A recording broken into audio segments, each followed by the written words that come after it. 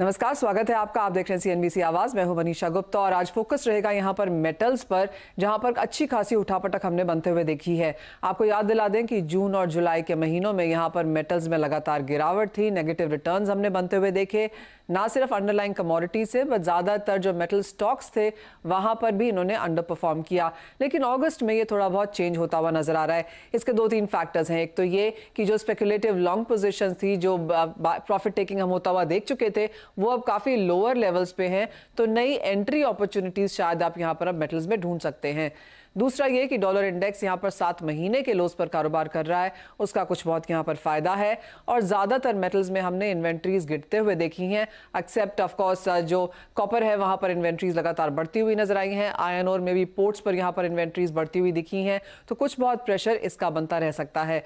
लेकिन आने वाले समय में अब जो बाकी का अगस्त है और सितंबर के लिहाज से कैसे आप स्ट्रैटेजीज बनाएं, क्या फंडामेंटल्स वॉच करने चाहिए, इन सब पर चर्चा करने के लिए हमारे साथ हैं केडिया एडवाइजरी के अजय केडिया, निर्मल बैंक सिक्योरिटीज से कुणाल शाह, HDFC सिक्योरिटीज के अनुज गुप्ता और प्रो इंटेलिट्रेड सर्विसेज के Dinesh Somani.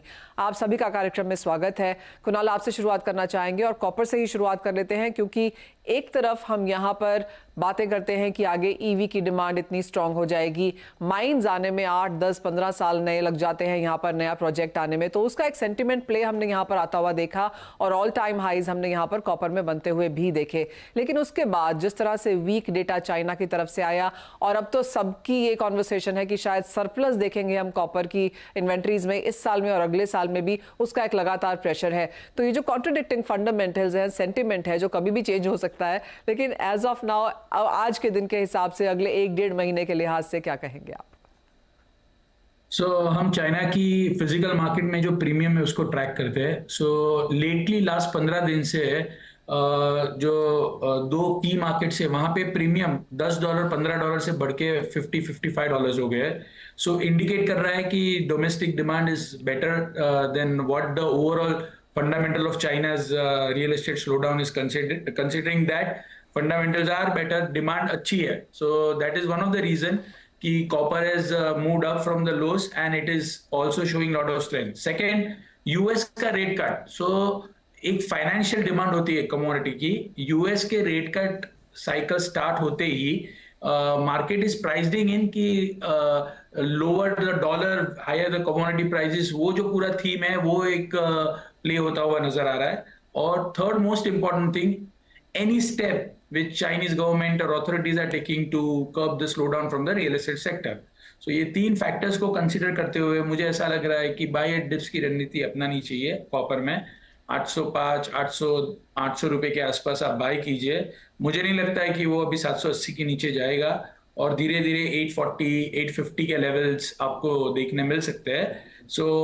Even though copper की सरप्लस मार्जिनली एक्सपेक्ट, क्योंकि ये जो इंटरनेशनल कॉपर स्टडी ग्रुप का जो डेटा आता है सरप्लस का, that also is not very important, क्योंकि आज 25 मिलियन टन की मार्केट में अगर सरप्लस 3 लाख से 6 लाख टन होती है तो that's not a big deal. हाँ, अगर सरप्लस 1 मिलियन टन या 2 मिलियन आउंस ऐसी होती है, 2 मिलियन टन की अगर होती है surplus, then it is a different story all together. Near term में be optimistic. US rate cut cycle or better demand from the domestic market is going to cause a rally in copper prices. Kunal, I get the narrative. जैसे आपने कहा कि 4-5 lakh ton का जो deficit है वो कोई बहुत बड़ा, जो सरप्लस है वो कोई बहुत बड़े मायने नहीं रखता, लेकिन आप कहेंगे जो डेफिसिट का नैरेटिव था उससे ब्रेक इवन एंड इवन थोड़ा सा सरप्लस जो है वो अब बाजार उसको डेफिनेटली वॉच करेगा, वो जो नैरेटिव है। यस, डेफिसिट से सरप्लस आ रही है वो इटसेल्फ पॉजिटिव है, बट साथ में प्राइजेस 940 से 800 रुपये आ गए। Prices have already corrected because there is a surplus in the market, because China slow down चल रहा है। तो अभी वो नैरेटिव प्ले मेरी राय में हो चुका है। ज्यादा ये नैरेटिव पे मंदी नहीं होगी। अभी मार्केट्स आर एक्सपेक्टिंग कि आगे जाके रेट कट साइकिल और चाइना में फिजिकल डिमांड थोड़ी इंप्रूव हुई है, इसका एक आपको इफेक्ट देखने मिलेगा। पर ऐसा कुछ नहीं लग रहा है with whatever you are saying कि कॉपर के प्राइस फिर से $11,000 शॉर्ट टर्म में चले जाएंगे। That kind of scenario is not visible right now. Point taken. Ajay, आप कैसे देखते हैं, टेकिंग अवे फ्रॉम जो अभी कुणाल ने कहा कि बाजार में शॉर्ट नहीं जाना है, एक रनअवे रैली नहीं आएगी, लेकिन यहां से शॉर्ट नहीं करना, खरीद के काम किया जा सकता है। आपकी क्या सेंस है कॉपर में? Very good afternoon. देखिए, मैं जब डेफिनेटली अगर हम Q4 की अगर बात करते हैं तो हमेशा जो फैक्टर्स कुणाल ने बोला कि यूएस का जो रेट कट है वो डेफिनेटली एक बड़ा ट्रिगर रहेगा पूरी ग्लोबल इकोनॉमी के लिए। और जब ग्लोबल इकोनॉमी को पटरी पे लाना है तो कंजम्पशन तो बढ़ाना ही है, और कंजम्पशन के लिए हम जानते हैं कि चाहे ऑयल हो चाहे मेटल हो, इनकी रिक्वायरमेंट आनी है। सेकेंडली, अब तक हमने देखा फर्स्ट हाफ में ग्लोबल मैन्युफैक्चरिंग के डेटा काफी डिसअपॉइंटिंग थी। चाइनीज पॉलिसी जो मीटिंग्स हुई भी थी उसका भी कोई मेजर इंपैक्ट पड़ा नहीं। बट मुझे लगता है ये सब के अलावा दो बड़े फैक्टर्स रहेगा। एक है जो ज्यादा करके हम देखते हैं प्रोडक्शन कट्स, बिकॉज जिस ढंग से वेदर कंडीशन विंटर रहता है तो अभी से हम देख रहे हैं कि न्यूज आने लगी है। दूसरा, प्राइस इतने ज्यादा फॉल हो चुके हैं जिसके चलते बार बार हो रहा है कि जितने प्रोडक्शन है वो और कर्टल कर रहे हैं। तो एक तरफ हम देख रहे हैं कि सप्लाई नीचे के भाव पे कम होते जा रही है। सेकेंडली, जिस ढंग से रेट कट्स रहेगा ये प्राइजेस को सपोर्ट करेगा। टेक्निकली भी अगर हम देखते हैं तो रिसेंट जो फॉल आया था तो हमने देखा था कुछ technical indicators like harmonics was been form. तो मुझे भी लगता है कि ये 770 775 का जो एक बेस बना था वो एक अच्छा खासा बेस बन चुका है, और यहाँ से मार्केट ने एक अच्छा खासा रिबाउंड दिया। या एलएमई की बात करें तो मुझे लगता है कि अब ये 88 50 का जो बेस है वो बन चुका है। नो डाउट पिछले 3 महीने में 10% से ज्यादा का फॉल हमने एलएमई कॉपर पे आते हुए देखा है, बट ऐसा ही स्ट्रॉन्ग रैली अब मुझे दिख रहा है जो इमीडिएटली 10-10-200 तक का लेवल दिखा देगा अक्टूबर एंड या नवंबर तक। उसके बाद क्या रिएक्शन रहेगा रेट कट का ग्लोबल मार्केट पे वो देखना बहुत जरूरी है, क्योंकि एक तरफ हम जो जियोपॉलिटिकल टेंशन है वो भी गहराते जा रहा है। तो मुझे लगता है एज ऑफ नाउ बॉटम बन चुका है। हायर साइड पे हम कंजर्वेटिवली अगर पकड़े तो 10-10-200 तक का लेवल हम अक्टूबर एंड तक एक बार देख सकते हैं। और पूरे ही मेटल में कॉपर है, जिंक है, एल्यूमिनियम सभी में हम देख रहे हैं कि बढ़ेगा, बट कॉपर मुझे लगता है 10-10-200 का रेंज हम एक बार देख पाएंगे। वेल एब्सोल्युटली, बाकी मेटल्स की भी बात करेंगे, लेकिन कॉपर पे ध्यान अभी पहले है। तो यही एक सेंस आता हुआ अजय की तरफ से भी कि खरीद के काम किया जा सकता है, यहाँ पे बॉटम शायद मार्केट्स में बन चुका है। अनुज, आप कैसे देखेंगे? पहले तो एक मैक्रो देख लेते हैं आपके संग, क्योंकि एंड से ऑफ कोर्स आपकी सेंस की क्या आपको भी लगता है कॉपर में अब यहाँ पर बाय और स्टेबिलिटी देखने को मिल सकती है? और ओवरऑल जहाँ तक बेस मेटल्स की बात है, चाइना ऑफ कोर्स एक इंपॉर्टेंट फैक्टर यहाँ पर रहेगा, लेकिन उसके अलावा आपकी नजर कहाँ होगी? मुझे जी गुड मॉर्निंग। देखिए, सेंटीमेंट अगर आप देखेंगे तो डेफिनेटली काफी रेंज में है, क्योंकि हमने देखा था कि जो साल स्टार्ट हुआ था उसमें करीबन 699 का लो मारा था, और उसके बाद वहां से बढ़कर करीबन 945 तक के लेवल हमने कॉपर में आते हुए देखे। तो ऑलमोस्ट 300 पॉइंट की रैली हम करीबन इस साल के अंदर अभी तक देख चुके हैं। और उसके बाद कहीं ना कहीं जो सरप्लस वाली बात है वो यहाँ पर आती हुई दिखाई दी, फिर उसके बाद हमने करेक्शन भी आते हुए देखा। तो ऑलमोस्ट अभी तक के जो फंडामेंटल फैक्टर्स है, मेरा ये मानना है कि सब फैक्टर इन हो चुके हैं। अब कोई नया फंडामेंटल फैक्टर चाहिए जो कि मार्केट को एक सपोर्ट प्रोवाइड करेगा, जिसमें अगर हम देखें तो यूएस की जो ग्रोथ है वो यहाँ पर आती हुई दिख रही है, क्योंकि कहीं ना कहीं इंटरेस्ट अगर कट होता है, इन्फ्लेशन अगर कंट्रोल में रहता है और यूएस के डेटा पॉजिटिव आते हैं, चाइना के डेटा पॉजिटिव आते हैं, तो फिर वहां से एक अच्छी खासी रैली हम देख सकते हैं। मगर हमने भी रिसेंटली भी देखा कि नीचे में करीबन 765 से एमसीएक्स में भाव रिकवर होते हुए दिखाई दिए थे। तो अब मुझे लगता है कि कहीं ना कहीं मार्केट थोड़ा कंसोलिडेशन फेज में है। आपको ज्यादा तेजी मंदी देखने को नहीं मिलेगी, बट हाँ कि as dollar index is trading below 7 month low, तो मुझे लगता है कि वो एक सबसे बड़ा फैक्टर है जो अभी प्राइसेस को सपोर्ट प्रोवाइड करेगा। हालांकि मुझे लगता नहीं कि ज्यादा बड़ी यहाँ पे तेजी देखने को मिलेगी, बट हाँ एमसीएक्स की अगर बात करें तो 825 830 तक के लेवल में एक्सपेक्ट कर रहा हूँ कि कॉपर में देखे जा सकते हैं। तो 780 के आसपास का स्टॉप लॉस लेके मुझे लगता है खरीदारी का ट्रेड बनाना चाहिए। 825 830 तक के लेवल यहाँ पर आ सकते हैं। ज्यादा तेजी या ज्यादा मंदी में एक्सपेक्ट नहीं कर रहा हूँ। हालांकि अगर आप देखेंगे तो इंडस्ट्रियल मेटल में कॉपर के अलावा बाकी बेस मेटल ने अच्छा परफॉर्म किया, बट अगर पर्टिकुलर कॉपर की बात करें तो मुझे नहीं लग रहा कि कोई ज्यादा तेजी यहाँ पर आएगी। 830 825 830 तक के लेवल कॉपर में देखे जा सकते हैं। ऑलराइट, तो 3 स्ट्रेट बाय कॉल्स यहाँ पर कॉपर में आती हुई। दिनेश जी, आपकी यहाँ पर टॉप ट्रेड क्या रहेगी मेटल्स एज अ सेक्टर में, और आपको कॉपर में अब यहाँ पर क्या रुझान लगता है? जी मनीषा जी, बिल्कुल। मतलब मेजर रीजन जो फॉल का हुआ कॉपर में वो चाइना का रियल एस्टेट मार्केट, वहां रियल एस्टेट मार्केट काफी डम था, और उसी के चलते हमने देखा है कॉपर में 945 का लेवल ऊपर जाने के बाद में नीचे में 767 के लो से टेस्ट किया। उस समय चाइनीज गवर्नमेंट ने काफी स्टिमुलस पैकेजेस प्रोवाइड किए थे, वहां पर कुछ रेट कट्स भी किए थे, और मुझे लगता है उसका इफेक्ट आने वाले इस क्वार्टर में हमें जरूर देखने मिलेगा। और उसी के चलते मुझे लगता है कि कहीं ना कहीं बेस मेटल्स में खरीदारी का दौर दोबारा आता हुआ नजर आता है। और साथ ही साथ अगर यूएस के इंटरेस्ट रेट कट होते हैं तो मुझे लगता है एक मार्केट में फ्रेश लिक्विडिटी बूस्ट होगी, और इसी के चलते बेस मेटल्स में भी नई रैली हमें देखने मिल सकती है। लेकिन जैसे कि मेरे सहयोगी ने कहा कि बहुत एक्स्ट्राऑर्डिनरी रैलीज अब इसलिए संभव नहीं है क्योंकि इस साल के ऑलमोस्ट 350-400 रुपए की तेजी मंदी कॉपर की हो चुकी है। डाउन साइड 766 770 का ये बेस बना चुका है। मुझे नहीं लगता है कि ये 780 के नीचे जाने की कोई संभावना है। 793 795 के लेवल्स के अक्रॉस मुझे लगता है एक्यूमुलेशन एक बढ़िया लेवल बनेगा। ऊपर में 833 और 855 के लेवल्स हमें 2 महीने के भीतर भीतर देखने मिल सकते हैं।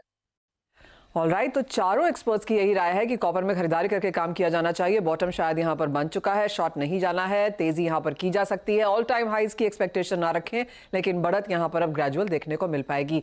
इसी के साथ एक ब्रेक के लिए रुकेंगे। डॉक्टर कॉपर की बात तो हम कर चुके हैं, जो कि इकोनॉमिक बैरोमीटर के तरीके से देखा जाता है, लेकिन ब्रेक के बाद अपने एक्सपर्ट से जानेंगे कि बाकी के जो मेटल्स हैं उन पर उनकी क्या राय बन रही है, क्या फंडामेंटल्स हैं और आपकी ट्रेडिंग स्ट्रैटेजीज क्या हो। स्वागत है आपका। बात हम यहाँ पर मेटल्स की कर रहे हैं और कॉपर में ऑफकोर्स खरीदारी के ट्रेंड्स यहाँ पर बनते हुए नजर आए हैं, लेकिन दो और मेटल्स हैं जैसे कि एल्यूमिनियम और जिंक, यहाँ पर भी बढ़त है। स्टील ने अपने मल्टी ईयर लोज से यहाँ पर तेजी बाजारों में फिर से दिखाई है, लेकिन क्या वो सस्टेनेबल है? अनुज, आप कैसे देखते हैं ओवरऑल मेटल पैक को एक्सक्लूडिंग कॉपर यहाँ से, और आपकी टॉप पिक बाकी के मेटल्स में क्या होगी और क्यों? देखिए, जिंक मुझे लगता है कि एक अच्छा पिक हो सकता है, क्योंकि यहाँ पर अगर हम ईयर वाइज देखें तो काफी आउट परफॉर्म किया है। लास्ट ईयर अगर आप देखेंगे तो जिंक ने करीबन 4% के नेगेटिव रिटर्न दिए थे, और अगर आप लास्ट मंथ में और इस महीने में देखें तो इस महीने के अंदर इधर ही करीबन इसमें 5.5% की तेजी आती हुई दिखाई दी है। तो मंथली वाइज में अच्छा खासा परफॉर्मेंस जिंक में आता हुआ दिखाई दिया। हमें लगता है कि जिंक में क्योंकि डिमांड साइड काफी स्ट्रांग है, बैटरीज डिमांड और ईवीज की डिमांड के चलते काफी अच्छा एक सेटअप यहाँ पे बनता हुआ दिख रहा है। टेक्निकल चार्ट भी अच्छे खासे परफॉर्मेंस में है, तो मुझे लगता है कि जिंक में एक अच्छी खासी जो ट्रेंड है वो कंटिन्यू हो सकती है। हमें लगता है कि जिंक में हमारा एक बेस्ट पिक रहेगा। खरीदारी का ट्रेड जिंक में बना सकते हैं 256 258 के आसपास में, 248 के आसपास का स्टॉप लॉस लगाएं। टारगेट हमें लगता है कि 270 275 तक देखे जा सकते हैं। तो थोड़ा बहुत डिप अगर आता है तो जिंक मुझे लगता है कि खरीदारी का ट्रेड लेना चाहिए। अदरवाइज अगर हम देखें तो एल्युमिनियम और स्टील, ये इनके अंदर भी खरीदारी का ट्रेंड देखने को मिल सकता है, बट मुझे लगता है कि जिंक एक अच्छा पिक हो सकता है जो इंट्राडे शॉर्ट टर्म के लिए खरीदारी के तौर पे देख सकते हैं। अनुज, आप जिंक को क्या एज अ रैंकिंग कॉपर के भी ऊपर रखेंगे, या फिर आपको लगता है copper 1 zinc perhaps 2? Yes, zinc मुझे लगता है कि नंबर 1 पे रहेगा, क्योंकि अच्छी खासी परफॉर्मेंस इसमें है, रिकवरी अच्छी है। कॉपर मुझे लगता है कि सेकंड नंबर पे रखना चाहिए। और थर्ड पे किसे रखेंगे? एल्यूमिनियम को? थर्ड पे एल्युमिनियम को। यस। ओके दिनेश जी, आप कैसे अपनी रैंकिंग यहाँ पर करेंगे, और अगर आप बाकी मेटल्स को देखें तो आपकी टॉप पिक्स कहाँ हैं?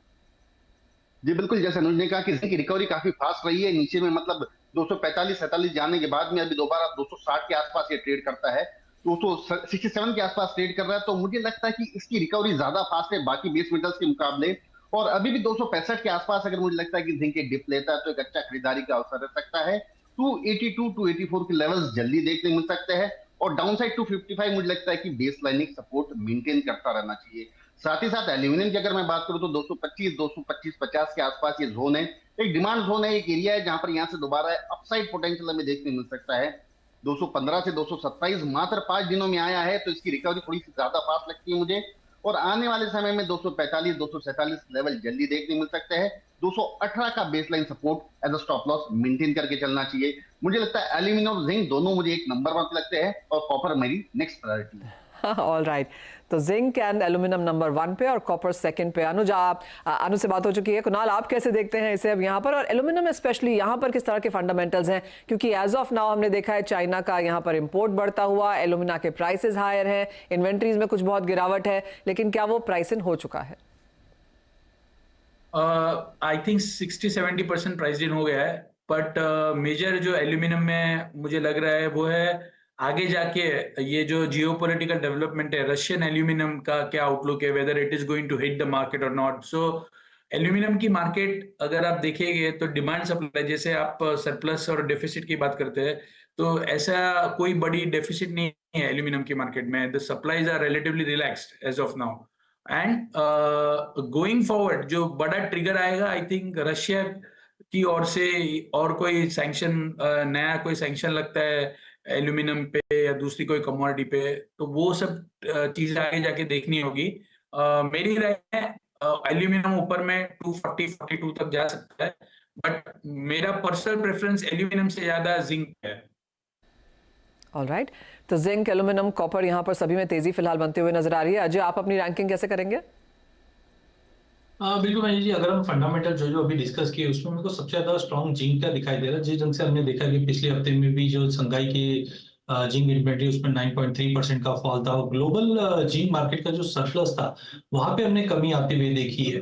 तो कुल मिला के मुझे लगता है कि दो मैटर फैक्ट ये भी रहेगा, जैसे एमएमजी का हमने देखा कि प्रोडक्शन हॉल्ट हुआ है, साथ में हैवी रेन्स की वजह से भी प्रोडक्शन कट से, तो ये सारे फैक्टर्स आने वाले टाइम में और बढ़ते हुए दिखाएंगे। तो पहला प्रेफरेंस मेरा जिंक के अंदर रहेगा, जिंक के बाद एल्यूमिनियम एंड देन कॉपर। तो जिंक के अंदर मुझे लगता है कि प्राइसेस में जो रिसेंट रैली आई भी है, एलएमई पे हमने करीबन 2850 के ऊपर इस वक्त ट्रेड करते हुए देख पा रहे हैं। मुझे लगता है एक थोड़ा सा हर्डल रहेगा 3100 के आसपास, जो डोमेस्टिक मार्केट पे समझो 285 के आसपास वापस मिल जाएगा। एल्यूमिनियम भी काफी अच्छा स्ट्रॉन्ग दिखाई दे रहा है। चार्टिकली भी अगर आप देखें तो हार्मोनिक पैटर्न बहुत स्ट्रांगली 208 से घुमा हुआ है, जो मुझे लगता है कि एटलीस्ट 248 250 के जोन पे दिखा सकता है। चाइना से जो जुलाई के नंबर्स आए उसमें 11.5% का जंप आता हुआ दिखाई दे रहा है। इन्वेंट्रीज के अंदर भी विड्रॉल है लगभग 30% का। तो एल्यूमिनियम में भी मुझे लगता है कि यहाँ से बाइंग करके चले तो 250 तक का लेवल एटलीस्ट मिल सकता है। एंड लास्ट जो हमने कॉपर में ऑलरेडी डिस्कस किया है, तो कॉपर में मुझे लगता है कि प्राइजेस में 812 के ऊपर अगर वीकली क्लोज मिल जाता है तो एटलीस्ट आई एम एक्सपेक्टिंग कि 860 870 तक का भी स्पाइक हम कॉपर में वापस आते हुए देख पाएंगे। ओके, तो चाहे वो जिंक है, एल्यूमिनियम है, कॉपर है, तीनों में खरीदारी है। ऑफ कोर्स रैंकिंग्स हमारे एक्सपर्ट्स ने यहाँ पर डिस्कस की ही हैं, लेकिन एक और मेटल जो कि पार्ट प्रेशस मेटल है, पार्ट इंडस्ट्रियल मेटल है, वहां पर भी हमने कुछ बहुत एक्शन फिर से लौटता हुआ देखा है। ज्यादातर अंतर्राष्ट्रीय रिपोर्ट्स में यही माना जा रहा है कि $34-35 एन आउंस इस साल के अंत तक देखने को मिल सकता है। ऑफ कोर्स चांदी के भाव यहाँ से थोड़ा सा दूर हैं, लेकिन यहाँ पर आपकी क्या स्ट्रैटेजी होनी चाहिए? अजय, आपसे ही शुरुआत कर लेते हैं। आपको क्या लगता है कहाँ जा रहे हैं प्राइसेस? ऑफ कोर्स जो ड्यूटी कट का डाइवर्जेंस हमने यहाँ पर आता हुआ देखा है, तो अगर आप अंतर्राष्ट्रीय बाजारों में 30-32 के लेवल्स बनता हुआ देखेंगे तो उसका कैलकुलेशन भारतीय बाजारों के लिहाज से क्या है? देखिए, कभी भी हम चांदी को देख रहे हैं तो काफी साल भर से रेशियोज काफी अच्छे काम कर रहे हैं। मैं भूल भी गया था, कॉपर और गोल्ड रेशियो में भी डबल टॉप बना है, जहां पे लग रहा है कि कॉपर बहुत अच्छा दिखा है। सिमिलरली अगर हम गोल्ड सिल्वर रेशियो की बात करते हैं, we have seen ratio was fallen towards 72 level और अब 90 के करीब जाने के बाद रिवर्ट बैक कर रहा है। तो जैसे से ये रिवर्सल कर रहा है, ये साइन देता है कि चांदी ज्यादा आउट परफॉर्म करेगी। ग्रीन एनर्जी में कंजम्पशन और माइंस आउटपुट, ये सब कहानी हमने ऑलरेडी देखी हुई है जो सपोर्टिंग है।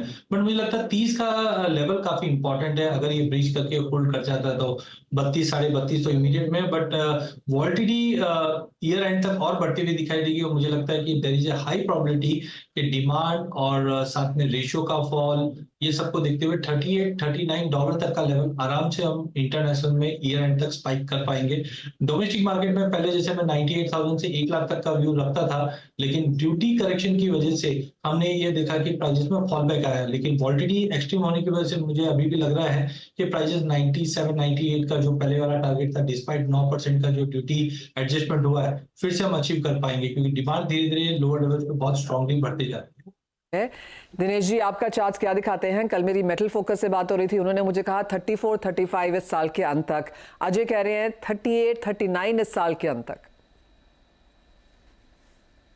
जी, मैं पहले बहुत ज्यादा एक्स्ट्रा बुलिश था, लेकिन ये 9% ड्यूटी कट के बाद काफी क्लाइंट्स तक हो गए उसमें, और मुझे लगता है कि एक कॉशियस मोड, कॉशियस अप्रोच जरूर लेना चाहिए इसमें, क्योंकि ये इसका जो फॉल होता है ये बहुत ही रिगरस होता है। 78,500 के ब्रेकआउट के बाद में 95,000 जाने में करीब करीब 4 महीने लगाए, और 95 से 78 आने में 1 महीना ही लगा इसमें। तो जो फॉल इसका है बहुत स्टीप होता है, बहुत शार्प होता है, और इतना होता है कि हम ये समझ नहीं पाते कि उसको एग्जिट कहां पर करें।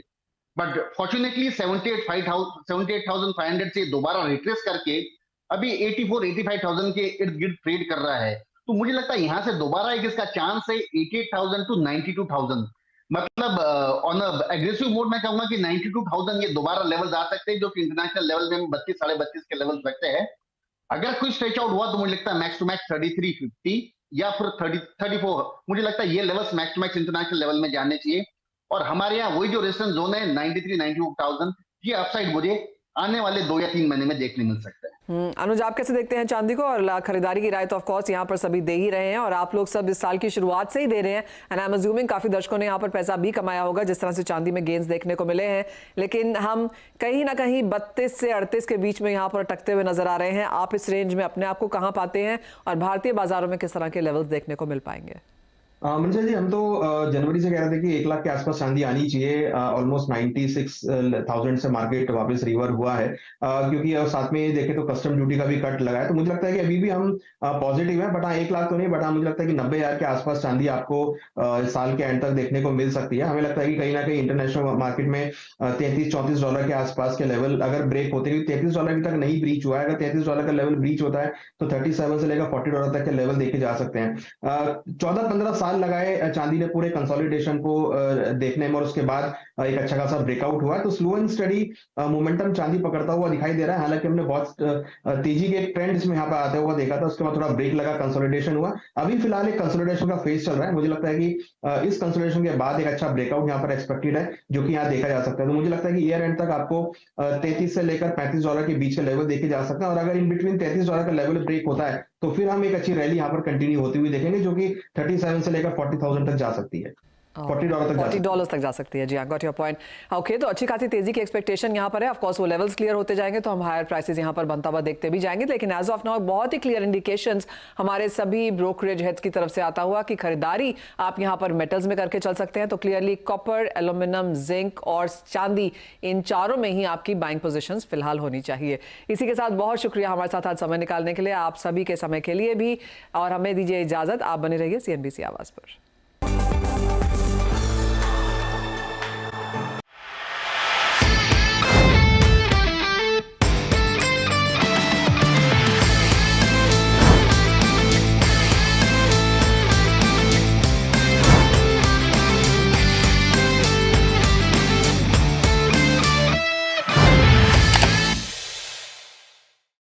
बता दें कि मनी कंट्रोल पर दिए गए विचार एक्सपर्ट्स के अपने निजी विचार होते हैं। वेबसाइट या मैनेजमेंट इसके लिए उत्तरदायी नहीं है।